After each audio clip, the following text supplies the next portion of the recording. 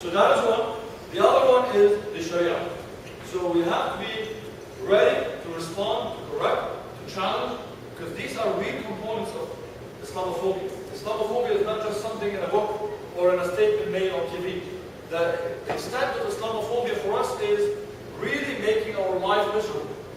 At the workplace, you know how many people are harassed at the workplace because they practice Islam.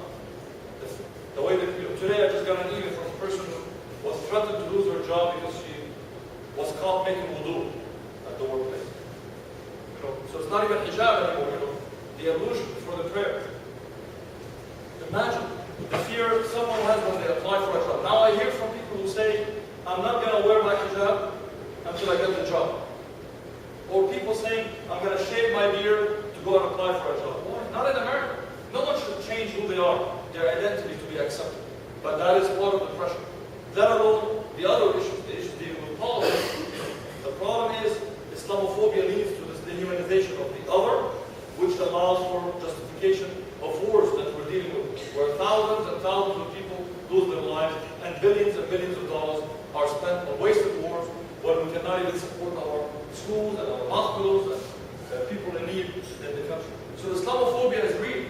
Islamophobia involves results of Islamophobia, the fear. The result of it is hate crimes. On a regular basis, we're getting calls from people saying, I was driving there, some sisters driving at a supermarket, people shout at her, go back home.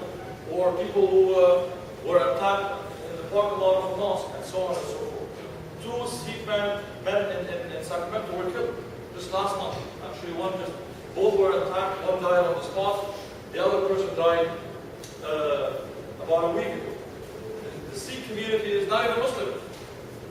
They wear the turban, and obviously the bigots are not the smallest people, so they think they wear a turban, they must be Muslim, they look like Bin Laden, so they attack them. And I feel bad for that community, I feel bad for anyone who's being attacked. But that shows you it's real. It's not to create fear, it is not unusual, hate is always there, but the problem is not something that we can ignore. We have a responsibility to deal with it. So very quickly, how can we deal with it? First, I have to say, it is extremely important for us to understand that Islamophobia is not a Muslim issue. It's not a challenge for Muslims at all. It's an American issue. Because what it's doing is degrading what America stands for. If people in America don't realize that racism and bigotry is not only bad for the victims of that racism, but bad for what America stands for its image, for its stability, for its unity, for all of that, its harmony, then there's a problem. And it's our job to tell our fellow Americans that it's wrong and explain to them why it is wrong. Let them humanize who you are. Let them understand what it means to be a Muslim. So first, keep in mind it's a problem for everyone to deal with. Racism is a problem for everyone to deal with. First action you need to do. You have to educate yourself about it, whether you're a Muslim or a non-Muslim. If you care about harmony in this country, in your communities, in your cities, you have to learn about the other. In this case, people are fearing Muslims, so that's what we need to learn about.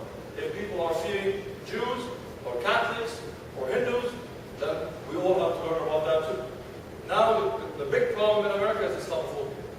And specifically, it's a responsibility for Muslims.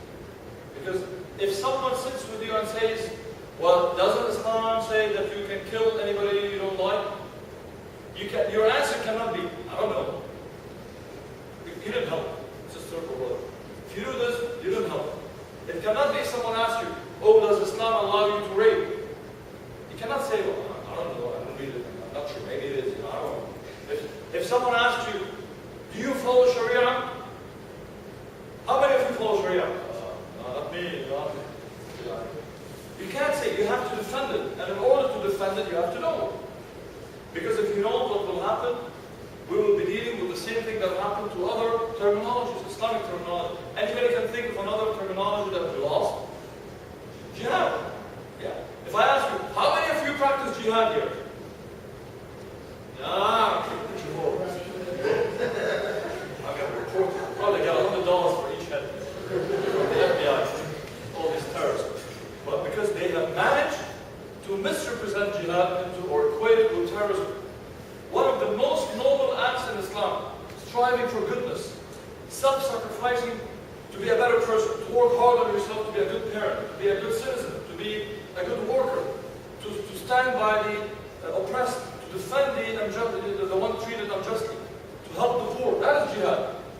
Now what they did, they equated jihad with terrorism. So mujahid is a terrorist. So now every Muslim is afraid. I can imagine you sitting with your boss at some meeting and say, oh, by the way, I heard some Muslim practice jihad. Do you? No, I don't. That's how it's going to be, because we are afraid. So if they ask you about jihad, you're going to be saying that. If they ask you about Sharia, you're going to be saying this. So you have to understand what it stands for, what jihad means, truly, not what the terrorists do. Because some Muslims, unfortunately, have misrepresented jihad. They do things, they say, no, jihad. Like the ones who murdered the Italian activist in Palestine. Anybody heard about that? People who claim to be Muslim, they killed the friends of the Palestinians. I mean, you can think what kind of craziness that exists. Well, they're crazy. That's not jihad, and that's not Islamic act. I'm ashamed to say it. Go back to the first point. We don't have to defend that. That's wrong, period. There's no buts, no ifs.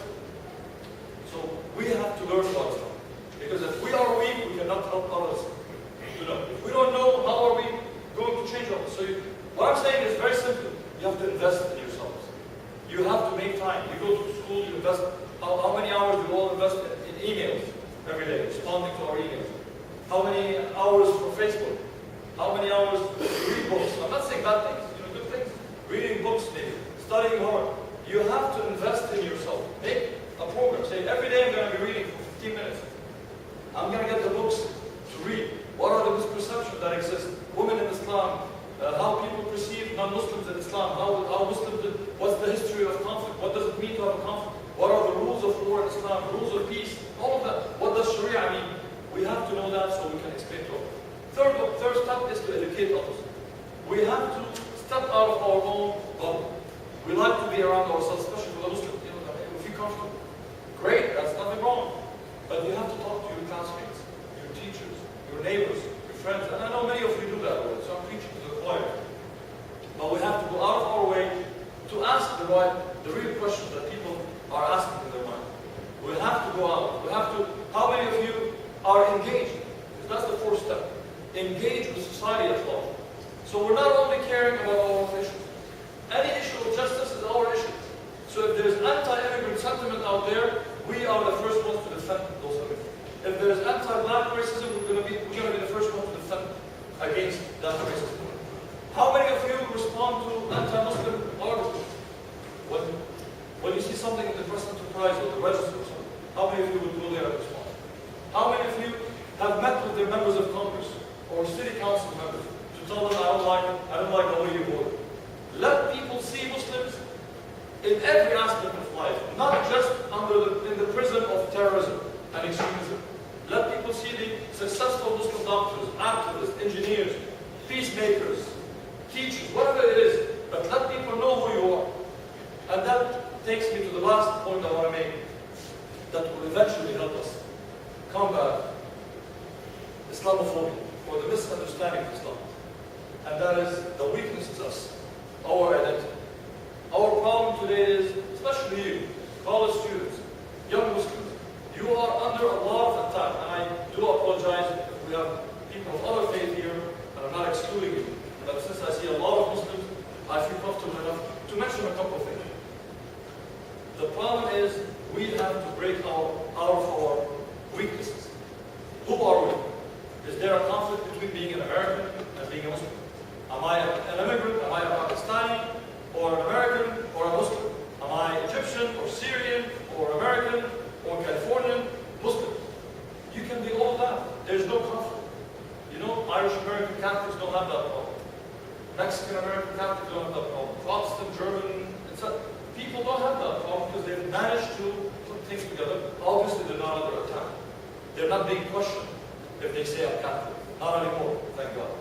Now you are being questioned. If you say I'm a Muslim, if I decide to wear hijab, if I decide to come and pray, people come and they're going to look at you as a foreign, as the other, as an alien, as a strange person. But don't let that shape who you are. Be proud of who you are. Stand for your issues. If you believe in your faith, you believe in whatever you choose to believe in, politics, religion, stand by it, stick to it, and defend it. But do it rationally, not emotionally, not just because you're being defensive. Don't choose something because you're reacting to somebody else. Do what you feel comfortable with. And be ready to defend it, live it, practice it. Because the best way to counter misperception about Islam is when people start seeing Muslims truly practicing Islam. I'll tell you that. When people see us doing the right thing that Islam requires us to do, which is standing up against injustice, standing for the truth, defending the oppressed, helping the needy, being honest people, being caring people, being merciful people, believe all that misperception. No one would care what Fox News would say, or anybody else says. When they say, you know what, I knew Muslims, I went to school with these Muslims, who were the best people. I would have no problem having another president, after Obama was Muslim. Just kidding. All right, with that, we conclude, inshallah, and we'll take, if anybody has to leave, of course, if you're comfortable to do so, we'll throw tomatoes, and we will take comments or questions, and hopefully we'll have answers.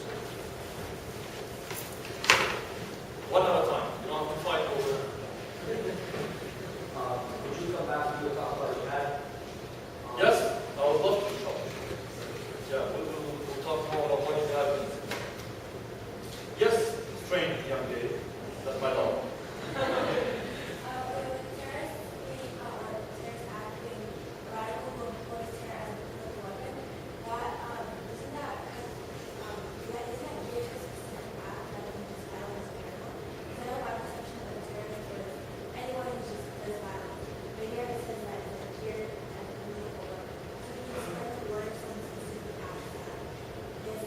Actually, for many, many, many years, many countries have tried to have a definition of terrorism in the UN. There are two countries that have rejected that. Guess who? Two countries have said, we will never do that. Yes, Israel and the United States said, no, we don't want to define what terrorism is in the UN. You know why? Anybody can guess why? Because they're terrorists. What? Because the problem is, if that definition is made clear, it will probably label a lot of the things we've done as a nation, as a country, with our armies and CIAs, or what Israel has done, as acts of terror. So they want to keep it this way, to the point where now in America, unfortunately, for most pundits, terrorism is not about the act, it's about who did it. So the same act, I mean, even watch our government. So someone could fly an airplane over the IRS building in Texas and Austin, and the DHS secretaries of DHS saying, well, thank God it wasn't terrorism. Basically what he's saying, it wasn't a Muslim. Because it was done for political reasons. The guy left his whole manifesto saying it's all politics, which is the definition of terrorism. It's an act of violence to harm people for political reasons, targeting civilians, etc., etc. That is terrorism. And that's exactly what this guy did in Austin. That's exactly what McVeigh did. But some people say, well, that's not terrorism. Why? Because he's not Muslim. So the problem is, yes, we're dealing with that perception today.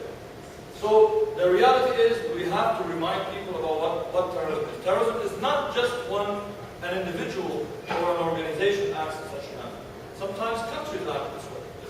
Israel is a good example. Israel has engaged in state-sponsored terrorism.